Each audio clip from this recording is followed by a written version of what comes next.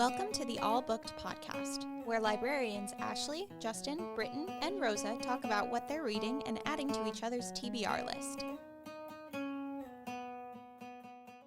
All right, welcome back to All Book Club. Thank you for joining us. We are your Ridgewood Public Librarians, and this podcast is set to drop on February 5th. This is Season 5, Episode 5. Sorry about the fives.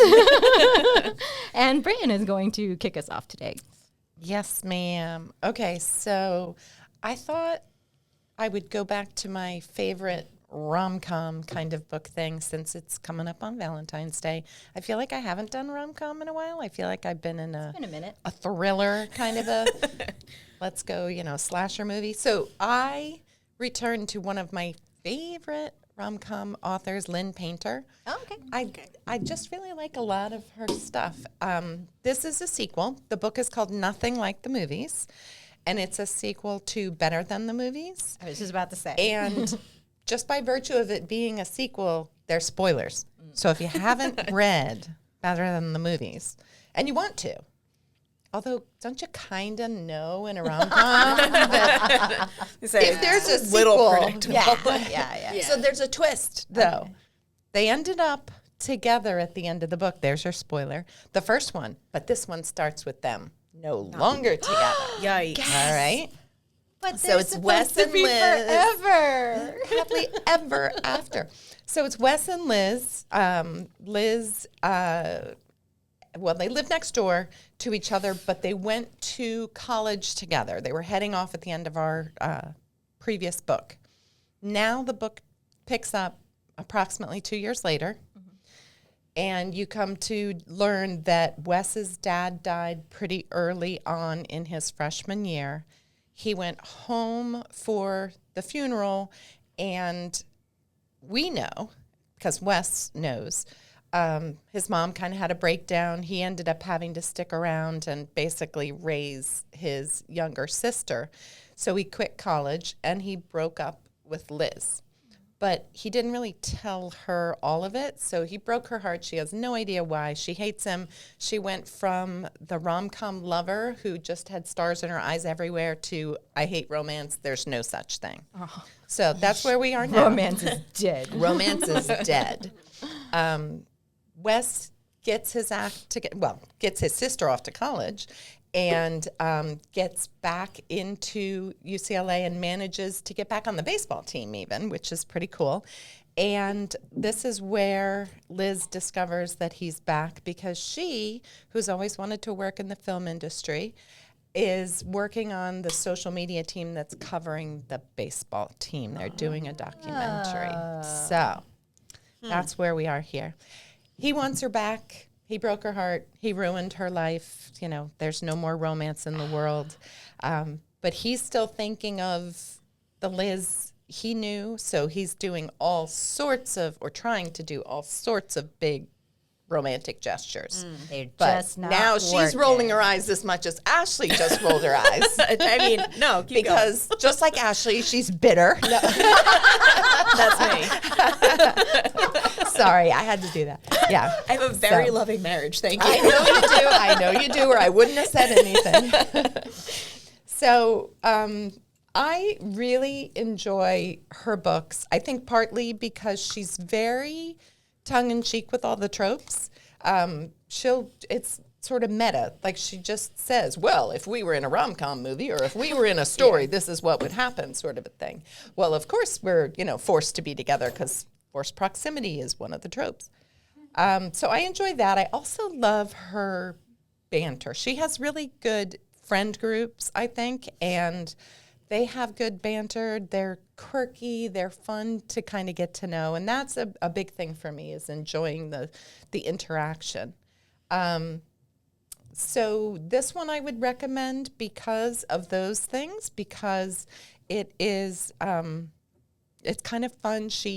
One of the things Liz wants to do, she wants to work in the music industry, but what she wants to do is she wants to work on the soundtracks. Okay. So the book, every chapter of the book begins with a quote from a rom-com movie or book, I think some of them as well.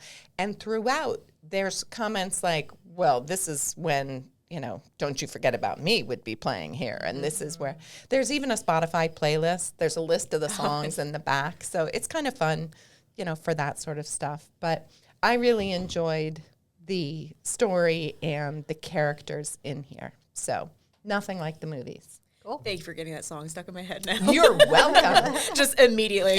That's now all I'm Well, hearing. you can blame Olivia because it was her sign in the teen room on the Lost and Found. Oh, that got was it stuck in me. my- Oh, That was that's me. you. I thought it was Olivia. Blame Justin.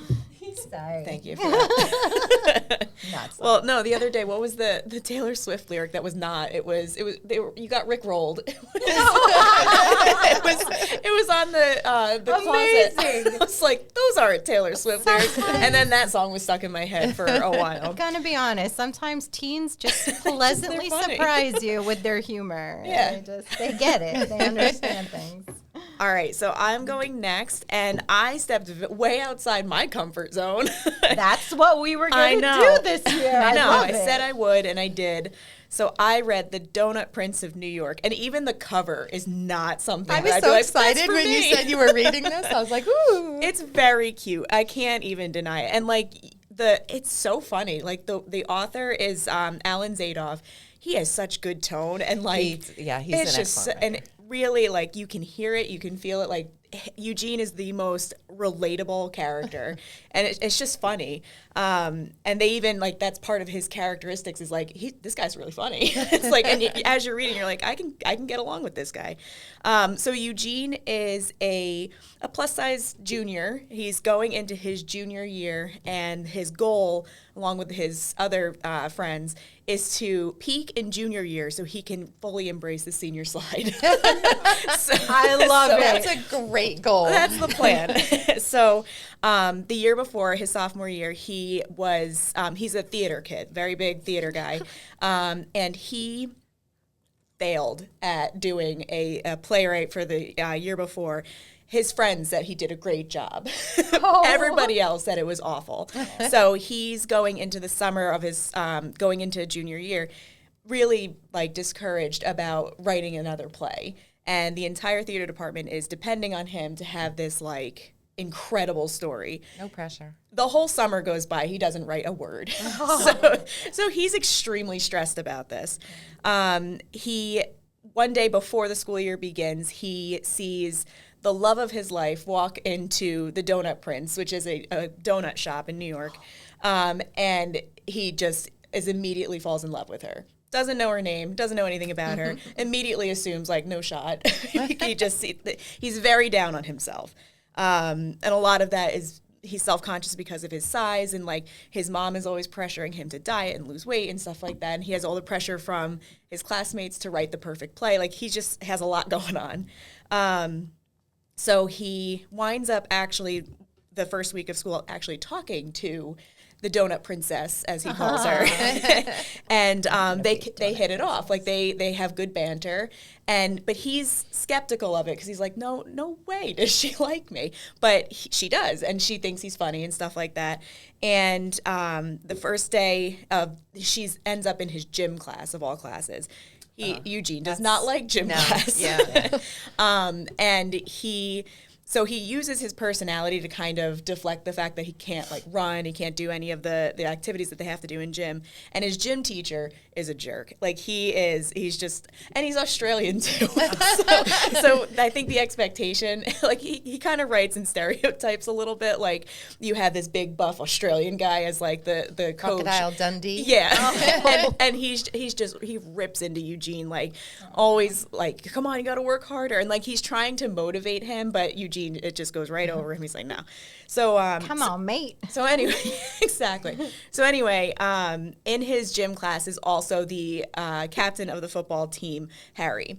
Harry is everybody just fawns all over Harry. He's the quarterback, so he is the guy. Yes, the dream. This story has been told before. I'm not this is not making waves. This is this story. So Daisy is the Donut Princess, so she's in his gym class as well. And Harry walks in, and much to Eugene's dismay, she checks him out. He's like, there goes my shot. It's done. But then she ends up challenging Harry to a race, and then if he wins, he can get her phone number. So she does it all to manipulate him. She gives him her phone number, and he never texts her. So she uses it almost like reverse psychology. And that's what Eugene says, like, what do you mean? Like, you gave him your phone number when they talk later. She was like, no, I have no interest in guys like that. Like, I've been there, done that. I don't want that. So he's like, all right, maybe I still do have a chance. So after gym, his teacher pulls him aside and says that he's going to partake in adaptive gym, which is taking him out of the one class that Daisy's in. No. So his chances with Daisy once again are gone. So he was like, well, what is this adaptive gym? They basically go into the weight room while everybody else does regular gym, and they have to lose weight. That's what he's like, well, what can I do to get out of this? He was like, you don't take this class seriously. So the next day in gym, he decides, I'm going to take it seriously. So Eugene runs as fast as he possibly can and can't stop. So he ends up tackling Harry, of all people, fracturing Harry's wrist. Harry is the quarterback. Displaying his football tackling skills. Exactly. And everybody thinks he did it on purpose, and that, because the jocks and the theater people do not get along. Of course. So, haven't they seen High School Musical? I know. It's the same thing. I was gonna say. That's based off of real life. We know this story. So basically, all the football guys are like ready, like they have it out for him. And so Eugene decides, I have to apologize to him. He needs to know that I didn't do this on purpose. Wow. So even though he's banned from the football field, he goes after school during football practice, he goes out to apologize to Harry. In that time, a couple of the football players charge him, and he deflects them. Nice. No problem. So the coach and Harry look at each other like, we have an idea. So to get him, so the deal is if he joins the varsity football team, he can avoid adaptive gym and get together with Daisy. Get the girl. That's the whole thing. But obviously joining the rival football team to the theater club is not going to bode well. Ooh. Does he write the musical, the High School Musical? It's gotta be. No spoilers, Britt.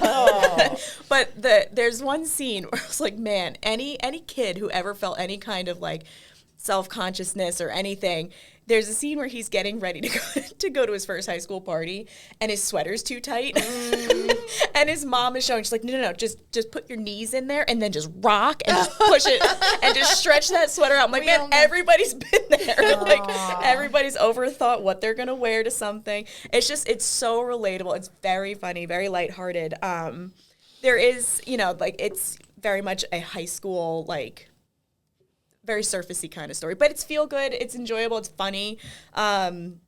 Not my pick. Like normally would not have. But it's a good palate cleanser, very good palate cleanser. See? This is right before I get into my Grady Hendrix. So there you go. It's a good thing to read something like this. Yes. I loved it. I thought it was very cute. So, awesome. Thank you. That is the Donut Prince of New York. I like it. All right. Moving on to the sublime and weird. Something I would pick, but Justin did. I picked Aisle 9 by Ian X. Cho. It's Black Friday and the apocalypse is on sale. Reading that made me say, okay, I'll give you a shot. So this book is really funny, dark humor, and it's about, the main character's name is Jasper. And he's a teenager, and he works at a store, a discount mart called We're Here For You. That's what it's called. And basically, there are, years ago, maybe a couple of years back, hell portals started opening up all over the place. Like, there's one in the eye of Mount Rushmore. It's everywhere. And out of these portals are literally like bloodthirsty monsters. And they're not your typical monsters. They are your monsters of your nightmares. Whatever you're afraid of, or whatever fear you've had, you dreamt of, plastic kittens mauling you to death. That's actually a character. And she's great. And so any weird nightmarish thing, however absurd it is, it comes true, and they come out of these portals. Luckily, there is a government group called the Vanguard who basically kind of put a kibosh to all the monsters, kind of kept it under control. But in the mart that Jasper works, aisle 9, there is a portal. And it's set to open soon, very soon, releasing what they believe are the four horsemen of the apocalypse. All right. It is dark. It is funny. It is weird. It's out there. The thing that you have to take into this, it's not a deeper book. There's nothing. Like, everything is on the surface. What's happening is what's happening. There's not a deeper message underneath, although it does comment on just the ugliness of human society, how we're obsessed with overconsumption, how social media kind of like affects our spending habits. And, you know, there's monsters, so like there's a bit of gore in it. The thing is with Jasper is he has no memory of his past. Like, he has like a weird amnesia thing. He works at this mini mart. He has like no friends. He has one friend who is a stuffed animal cat demon that he keeps at home. She's very cute. She's very obsessed with friends. I love her. She's the best thing in this book. I'm having a hard time following. It's all over the place. But there is a girl interest. Her name is Kyle, and she is kind of a vanguard fighting monster person at the supermart. They both kind of have this premonition thing of the doomsday. So they're both trying to uncover like what is actually really happening, how they can put a stop to it, and they uncover like the secret organization that's going to help them put a stop to it. Again, it is what it is. Whatever is happening in this book, there's like, it's less than 300 pages. It is fun. Like, it's just a very dark, fun kind of apocalyptic book. But again, it's exactly what I needed, and it's odd. Like, it kind of felt a little rushed at the end because they were trying to tie it up. It is a standalone. I don't think they're going to write another one, but it is a debut author, and it was pretty good for my first reading. And again, if you just need something to kind of laugh about and just kind of be like, oh, that's weird, pick up aisle 9. The premise reminded, I did not read it, but I want to. The premise reminded me of Horror Store from Grady Hendrix. Very much kind of this, like, at night, IKEA comes alive with, like, portals to hell. Yeah. It's such a good, like, I love that book. It was so much fun to read. So when you picked this one, I was like, No, curious. It is very, it's just, I didn't, you know, again, the cover kind of caught me. It's bright yellow, and there's like a weird octopus thing on a shopping cart. I like the cover. I love the cover. Like, it was very just drew, good. my eyes just drew to it, and I read the cover, and I was just like, all right, why not? And, you know, 200 pages later, it was really good. What award did it win? The Morris for debut author. It was There you go. a finalist. Oh, okay. I don't know if it was the actual winner. Not sure if they do honors or just finalists or what. So, Cool. yeah. Awesome. Yeah. I know what I'm talking about. Yeah. All right, Rosa. Okay, so I read The Rose Bargain by Sasha Peyton Smith. This, by the time this episode drops, it should be out. It comes out February 4th. So this one has been like compared to The Selection and The Cruel Prince. But I'm going to say something controversial. I think this is what The Selection wishes it was. If it went there. Wow. Yeah, don't let the very, very pretty cover fool you. It's very Valentine's Day-ish. There's just roses and it's pink. It's actually pretty dark. I saw your content warnings list. Yeah. I It was just like, kept whoa. going. I was like, all right. Yeah.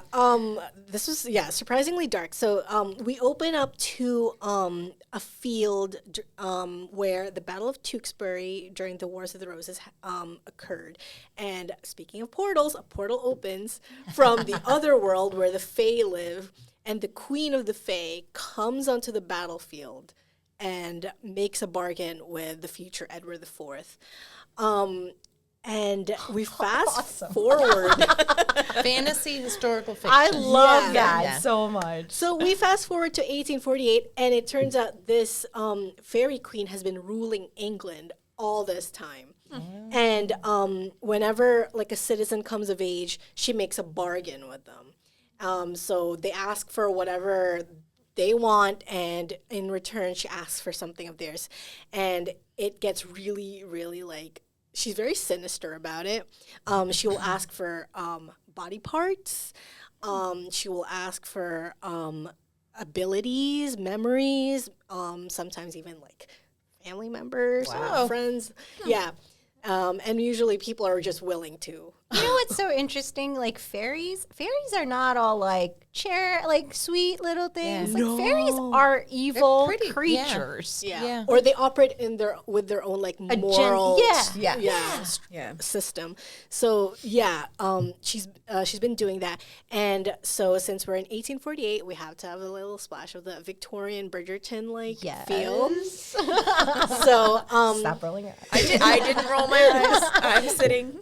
So each year, debutantes are presented to the queen, and when they're presented, she makes a bargain with them. Most of them bargain for things that would like boost their chances of a better marriage, or even like personal stuff like I want to be a better dancer, I want to be a better singer, blah blah. And So superficial things. yeah, very superficial things. Others will ask for like, oh, I want to be a richer, like yeah. Who doesn't? Yeah, there's this one really. I thought this was a really interesting bargain where, like, I think this girl asked for like better memory, and so she remembers everything. And it wasn't great in the long run, and she had to sacrifice a finger. Oh my. Yeah, so we meet our protagonist, Ivy, who is one of the debutantes in the year of 1848. And she has a specific bargain she wants to make, because 2 years before, her beautiful, popular older sister made a bargain and then disappeared. And then she came back all like disheveled and dirty and bloodied. And she says she can't remember what happened. So she's basically disgraced, and the family is losing money, and their status just like went down with a ton. And so Ivy wants to ask the queen to reverse whatever bargain her sister made. However, big twist in this year's debutante like presentation, this is the year that the queen announced that her fairy son, Prince Bram, is going to take a wife. So there's there's a competition. Here's where the selection comes in. Got it. For his hand. And Ivy initially doesn't really want to do it, but the bargain was if you enter the competition and you lose, you can't marry. Like at all? Ever. Wow. Yeah. So she enters that. She's like, okay, maybe like I won't have to marry like somebody, and I might be able to get some kind of consolation prize and help my family. So she enters the competition along with like I believe there were like 18 girls, and then it got whittled down to 6. Man. So she has to compete against 6 girls who some of whom she knew before like her family was disgraced. And so the queen makes them go through these like secret like contests that get darker and deadlier, and it's just she has some really twisted ideas. So during all this, Ivy's like Ivy has an ally in the royal family, the younger brother of Prince Bram, Prince Emmett, is working to help Ivy win because he has plans to overthrow the queen. So, yeah. There's a lot going on. There was so much within, like, the first couple chapters. Is it a standalone? No, definitely not. That ending. Yeah. So I can wait until the second book's out before I start. Yeah. All right. Please do. Right. That was my mistake.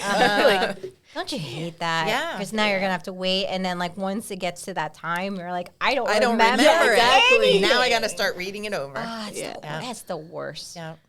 All right. Okay. Topics now. We're taking a turn. We have a couple of topics we wanted to throw out there. First one is, what do you need to read? I.e., is there a spot in your house where you like to read? Do you need a specific tea or book light, something cozy? And is there a difference between the feeling of reading a book you own versus taking out a book at the library? Any thoughts? If I own a book, I've already read it. Yeah. Same. Yeah. So anything that I haven't read yet, I take out from a library, They're and like then and then I'll buy it. Yeah, they're like my trophies. It's Yeah. like weird. I think it's a weird quirk that librarians have. Like, we need to read it first before Right. it has a spot on our carefully curated bookshelf. So that answers that. Yeah, but I have read and purchased one book, and then without reading it, like purchased the next one, and sometimes that's a mistake because I have like sequels to books that I haven't read, but I love the first one. Yeah. And that was why I bought it. I was like, I know I'm going to enjoy this, and that's not always the case. No, that's fair. That's fair. I kind of Or felt if you that get way. presents. Yeah. Yeah. Oh, Yeah. yeah. That's true. I do think there is a little bit more pressure to like a book that you bought or somebody gave to you just because you're like, money was spent on this. Yeah. It's an Of investment. course. Yeah. Yeah. So Yeah. I think you tend to be more forgiving if you bought it than if it was a library book. And it's like, okay, I whatever I feel towards this book that I got from the library is how I feel. So like, you're not trying to justify. I also tend to not, if I'm going to not finish a book, it's always a library book. It's a good test. Yeah, that's fair. That's a fair assessment. Save a lot of money. I know on the printed Yeah. receipts, it tells you how much you save. I know. Those It's are amazing. fantastic. I've saved a lot I know, from, I from know. years of borrowing books. A lot of value in your library. I guess for me, where, what do I need? It's weird. I read in different places in my house, different books too. So it's like I have one on my bedside, I have one in my office, I have one in my living room. So it's really like, it depends. Like, as long as I am comfy and I could sit uninterrupted for like 15, 20 minutes, which is impossible with two kids. But I guess, I don't know, I guess I just need a blanket. For the most part, I like to be cozy, comfy socks and a blanket. Nothing too scary in the bedroom book, though. I don't like to be terrified at night. I like to keep those in the daytime in the office. I tend to keep like more lighter stuff in my room to read at night.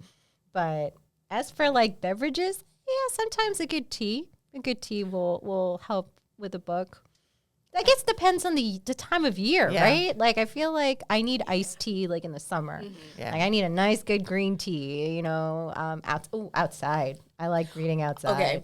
I love reading outside. First of all, I can't eat or drink while I read because I'm too distracted. Like I just get distracted. I can do like something mindless, like if I'm watching something or something like that. But if I'm reading, it's like the turning the page or something. And I can't. I need full concentration. Okay. Outside, it depends. Like at the beach, I'm asleep. I cannot. Yeah. It's too bright. It's like there's too so many bright. different things that make me all like sleepy eyed, and I can't read at the beach. If I'm like at a park or something like that, that's a little bit different. But ever since having my first son, I can't read anymore. I literally sit down, get all comfortable, and I'm asleep. It's hard. I have to it used to be where I could like sit down, get a blanket, and sit for hours and be totally fine. Good old days. I just get too tired where now I have to be like slightly uncomfortable and then I can read for a long time. Like I have to have good posture. I have to sit with my feet on the floor and then I can read. But if I'm like all cozied up, forget it. I'm asleep every time. I feel like I don't, and granted, my kids are grown. I don't need anything. I sit and read, 2 sentences while eating my cereal or soup or whatever. This weekend I had soup. I felt like such the Bachelor. I had soup from the pot. Nice. Standing at the kitchen counter, listening to my book. Yeah. I was perfectly happy. That's awesome. Just whatever. Made me think of Andy Bernard. And he's like, I had an entire pizza standing at the sink like a rat.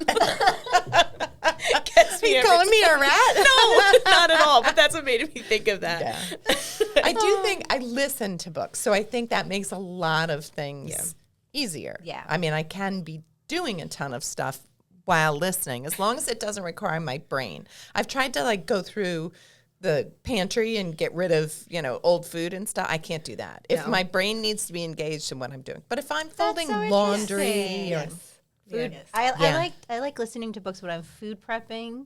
yes. Or if I'm washing dishes. But if I need the recipe, like so when I have to go look at the recipe, All I right. can't do so much washing dishes because I'm not usually wearing the AirPods. So Really?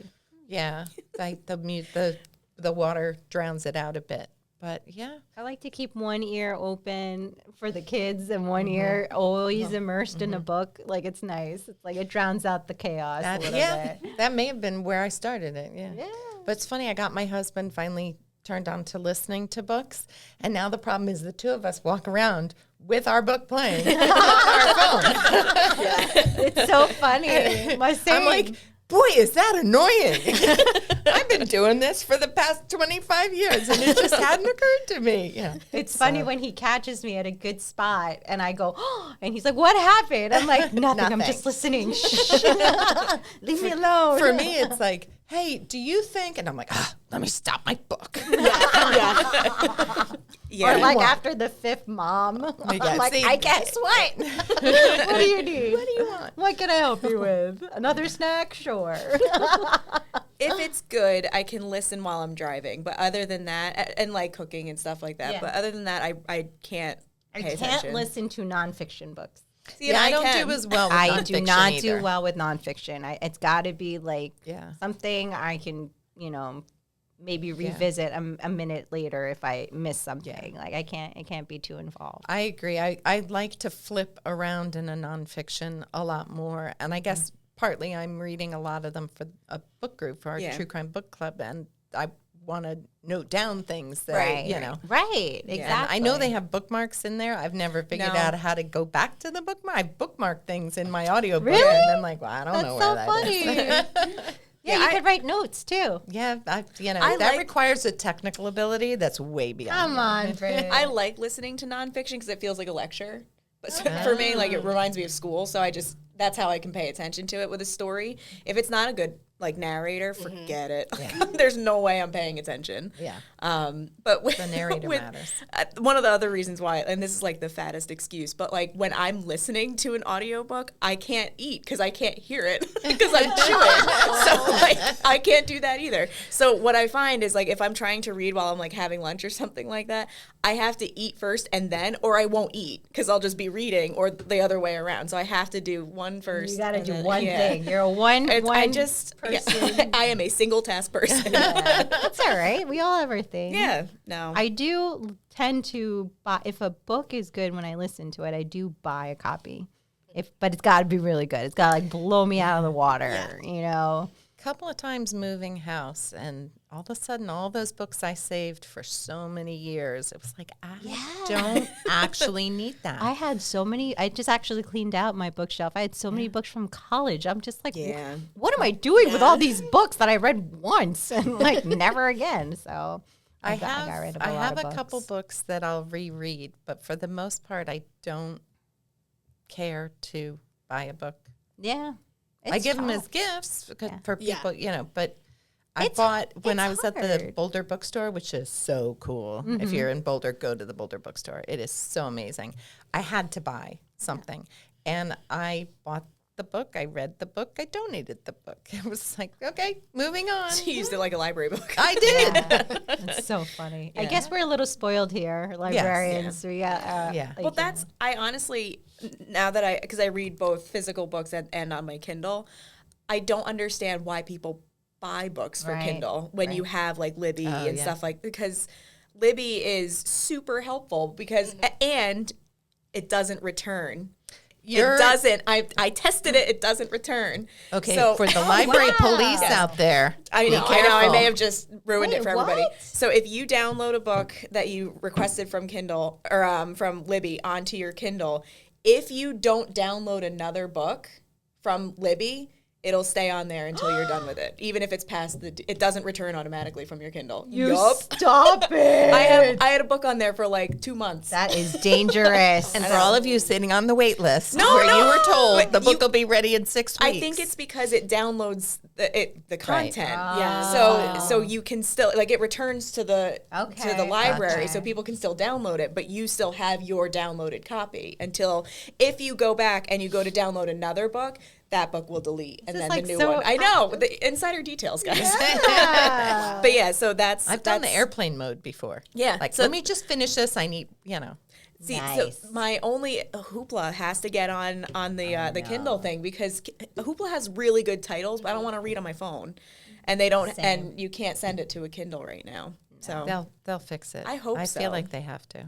But purchasing like books to be on your Kindle, that I don't understand why you would do that, because I books and CDs. Like, I only go to Hoopla for CDs. Like, I don't even bother buying CDs or streaming them or anything like that. I just download a copy and listen to it, and just like, oh, okay, now thank you, Chapel Roan. I just like when you purchase a book that on your Kindle, once you read it, like, you delete it from the Kindle anyway. Like, it stays in your library, but you're not going to keep the storage space on there. No. So I just feel you like get to keep the cover. Yeah, that's pretty. But even if you return it, it still shows that you read this book, even if the book isn't on your Kindle device. So I feel like they've got to be losing money with ebooks that you purchase, because Libby just makes so much more sense financially. Right. Like, I don't know. That's just me. Like, these libraries have caught on to something. I know I may have just ruined it for everybody, but I tested it and it worked. Wow. So. Well, now you know, folks. Hopefully you stayed with us. I don't this know long. if it works on the Kindle app.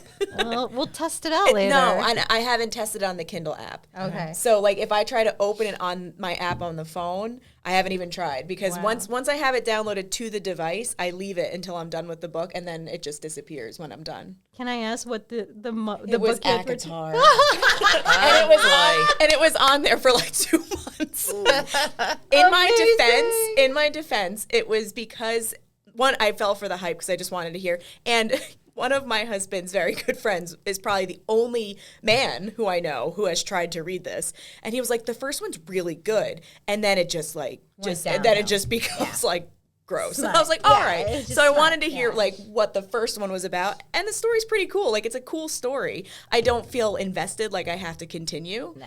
I feel like once you read the first one, you get where it's going, and you're just like, and I didn't really like any of the characters No, that they much. all So stink.